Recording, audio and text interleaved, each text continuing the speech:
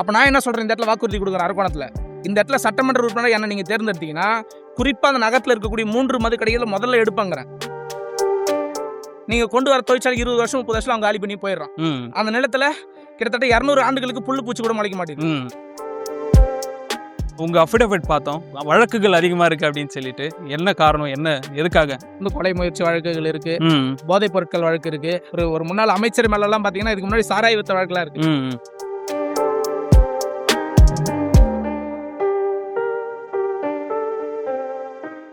அரக்கோணம் தொகுதி மக்களுக்கு வணக்கம். இது திஸ் அரக்கோணம் முன்னெடுத்துள்ள அரக்கோணமும் அரசியலும்.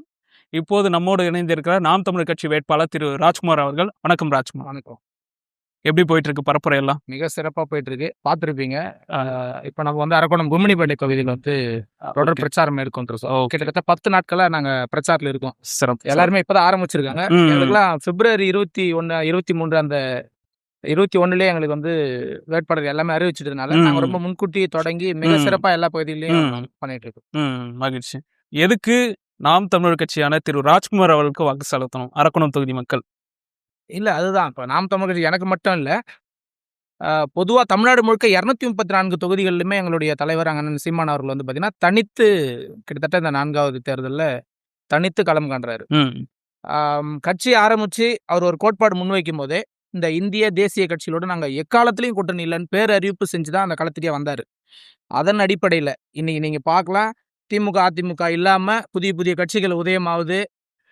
தொடர்ந்து அந்த ரசிக மனப்பான்மை வாக்குகளாக இருக்கட்டும், ஒவ்வொரு முறையும் இது போன்ற வாக்குகளை பிரிக்கிற முயற்சியில் மற்ற கட்சிகள் இருக்குது, புதிய கட்சிகள் உருவாகுது. என்ன நடந்தாலும் நாங்கள் தனித்து தான் போட்டிடுவோம். எங்களுடைய கோட்பாடு தனித்து தான் அப்படின்னு சொல்லி 2, 4, 6, 8 இன்னைக்கு மிகப்பெரிய தனித்த பேராற்றலா தேர்தல் ஆணையத்தோட அங்கீகாரம் பெற்று ஒரு கட்சி வளருது அப்படின்னும் போது இதுவே வந்து ஒரு மிகப்பெரிய மாற்றத்திற்கான அரசியல்னு சொல்லலாம். ஏன் அப்படின்னா இப்போ கோட்பாடை மாத்திப்பாங்க, அடுத்த தேர்தலில் மாத்திடுவாங்க. அதுக்கு அடுத்த தேர்தல் வேற கோட்பாடு, அதுக்கு அடுத்த தேர்தலில் இன்னொரு கட்சியோட கூட்டணி, எதிர் துருவத்தில் இருக்கிற கட்சியோட கூட்டணி. இது எதுவுமே கிடையாது. ஒரு தலைவர் அறிவிக்கிறா தனித்து தாங்க போட்டி, தேசிய கட்சியோட கூட்டணி இல்ல, திராவிட கட்சியோட கூட்டணி இல்ல, இவங்க தான் எதிரின்றாரு. அந்த நிலைப்பாடுல இந்த 16 ஆண்டா இருக்காரு, 1 ஆண்டு 2 ஆண்டு இல்ல. நீங்க இப்படி ஒரு கட்சி இந்திய அரசியல் வரலாற்றுல பார்க்க முடியாது. முதல் காரணமே நீங்க அதுக்கே இங்க எங்களுக்கு வாக்கு செலுத்தணும். ஏன்னா சமரசம் இல்லாம களத்தில் நிக்கிறோம்ல, எங்கேயாவது சமரசம் பண்ணிருக்குமான்னு பாருங்க. 1%, 2% இருக்கிற கட்சிகளுக்குலாம் எத்தனை கோடிகள் பேரம் பேசப்பட்டிருக்கோம், எத்தனை சீட்டுகள் இன்னைக்கு ராஜ்யசபா உட்பட 11 சீட்டு தராங்களே 1% இருக்கிற கட்சிக்கலாம். அப்ப எங்களுக்கு எவ்வளவு வாய்ப்புகள் வந்திருக்கும்.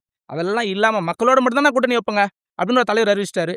இன்னைக்கு வரையும் சமரசம் இல்லாம நிக்கிறாருல, நீங்க அங்க வாக்கு செலுத்தணும்ல. குறிப்பா அந்த அரக்கோணம் தொகுதியில தொடர்ந்து 15 ஆண்டு காலமா ஒரே சட்டமன்ற உறுப்பினர் இருக்காரு. அதை பத்தி கேள்விதான். அதுக்கு முன்னாடி பாத்தீங்கன்னா வெவ்வேறு கட்சிகள் வந்து இங்க சட்டமன்ற உறுப்பினர்ல இருந்திருக்காங்க. ஏன் எனக்கு வாக்கு செலுத்தணும் அப்படின்னா, நான் வந்து எனக்கு வந்து ஒரு இளமையான ஒரு 29 வயது. இந்த 29 வயதுல சட்டமன்ற உறுப்பினருக்கு சீட்டு கொடுத்துருக்காங்களே அப்படின்னு நீங்க பல பேர் பேசுறது நீங்களே பார்க்க முடியுது. வாக்கு கேட்க போகும்போது இதுவே ஒரு பேசும் பொருள் ஆகுது.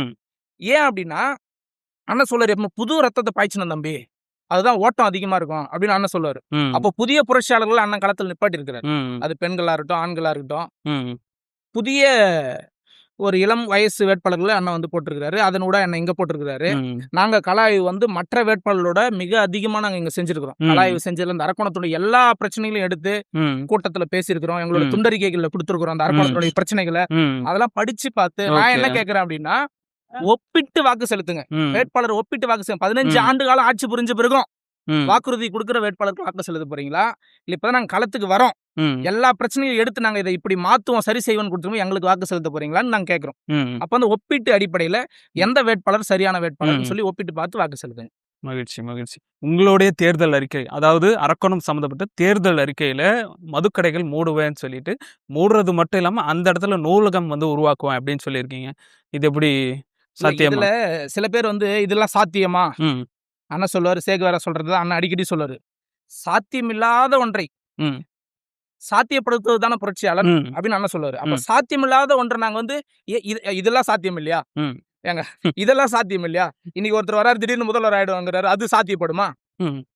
அப்ப தொடர்ந்து ஒரே குடும்பத்துல நாங்க முதல்வர் ஆயிடும், அது சாத்தியப்படுமோ? இதெல்லாம் சாத்தியப்படாது. இதெல்லாம் எளிமையானது. ஒரு அண்ணல் அம்பேத்கர் சொல்றாரு, ஆட்சி அதிகாரம் கையில இருந்துட்டா எல்லாமே எளிமையானதுன்றாரு.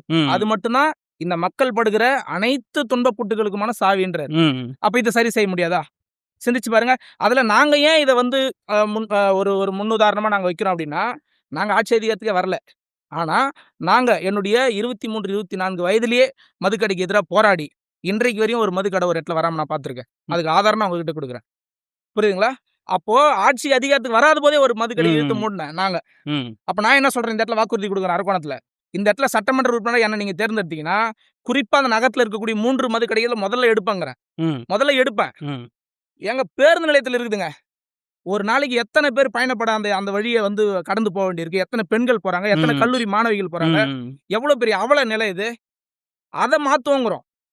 புரியுதுங்களா? அதை மாத்தி அந்த அந்த மதுக்கடைகளை எடுத்து அப்புறப்படுத்தி அதே இடங்கள்ல மாணவர்கள் படிக்கக்கூடிய நூலகங்களை உருவாக்குவோன்றோம். அப்ப நீங்க சிந்திக்கணுமா வேணாமா? நம்மளுக்கு வந்து குடிப்பகை வேணுமா, படிப்பகை வேணுமா? கம்பாரிசன் ஒப்பிட்டு பார்த்து வாக்கு செலுத்துங்க. வேற ஒண்ணும் நாங்க கேட்கல. இந்த அரக்கோணம் தொகுதியில பிரதான பிரச்சனைகள் ஒண்ணு இளைஞர்களுக்கான வேலை வாய்ப்பு. அது பெண்களாகட்டும் சரி, ஆண்களாகட்டும் சரி, சுமார் ஒரு 70,000 பேர்கிட்ட ரயில்ல பயணப்பட்டு சென்னை, காஞ்சிபுரம், செங்கல்பட்டு மாவட்டம் அந்த மாதிரி சுற்றுவட்டங்களில் போய் வேலை செஞ்சுட்டு இருக்காங்க. தினமும் போயிட்டு வந்துட்டு இருக்காங்க. இவங்களுக்கான ரீப்ளேஸ்மெண்ட், அதான் வேலை வாய்ப்பை இங்கே உருவாக்குறதுக்கான செயல் திட்டம் வச்சிருக்கீங்களா? அதாவது எல்லா கட்சியினுடைய தலைவர்களுமே இன்னைக்கு தேர்தல் அறிக்கை 60 ஆண்டு ஆட்சி செஞ்ச பிறகும் கச்சத்தை பொண்ணு கொடுக்குறான். தெரியும் உங்களுக்கு. ஒரு எடுத்துக்காட்டுக்காக சொல்றேன். 60 ஆண்டு ஆட்சி செஞ்ச பிறகும் மதுவிலக்கு கொண்டு வரும்னு கொடுக்குறாங்க. அப்ப நாங்க என்ன சொல்றோம், இந்த தேர்தல் அறிக்கை முற்றிலும் தவிர்த்துட்டு ஆட்சி செயற்பாட்டு வரைவு அப்படின்னு ஒன்று அண்ணன் சீமான் அவர்கள் கொடுத்துருக்காரு. ஒரு புனிதமான நூல் எப்படி பார்ப்பீங்க, அந்த மாதிரி ஒரு புத்தகமா நாங்க அதை பாக்குறோம். ஏன்னா ஒரு துறையுமே எப்படி நாங்க ஆட்சி செய்வோம், வணிகத்துல எப்படி ஆட்சி செய்வோம், பள்ளி கல்வித்துறை எப்படி இயங்கும், அந்த மாதிரி ஒவ்வொரு துறையுமே அண்ணன் கொடுத்துருக்காரு. அதுல நீங்க வந்து தொழில் சார்ந்து தொழில் துறைக்கு அண்ணன் வந்து என்ன மாதிரியான திட்டங்கள் வச்சிருக்காருன்னு மிக சிறப்பா அதுல கொடுத்துருக்காரு.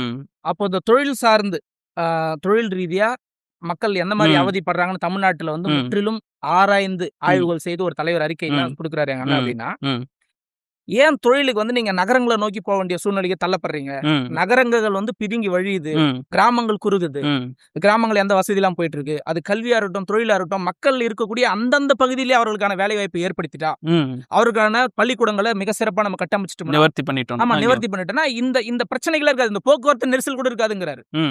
இப்படிதான் கேரளால பினராயி விஜயன் ஐயா அவர்கள் பண்ணாரு, டெல்லியில அரவிந்த் கெஜ்ரிவால் அவர்கள் பண்ணாரு. நம்ம ஏன் வேற நாடுகளுக்கு போனோம்?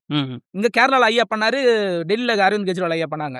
அப்போ அது போன்ற தரத்துக்கு தொழில் வளர்ச்சியில வந்து நீங்க பாருங்க, நிலமும் வளமும் சார்ந்த தொழிற்சாலை உருவாக்கும். இன்னைக்கு ஆடு மாடு மேய்ப்பனா எல்லாம் சிரிக்கிறாங்க.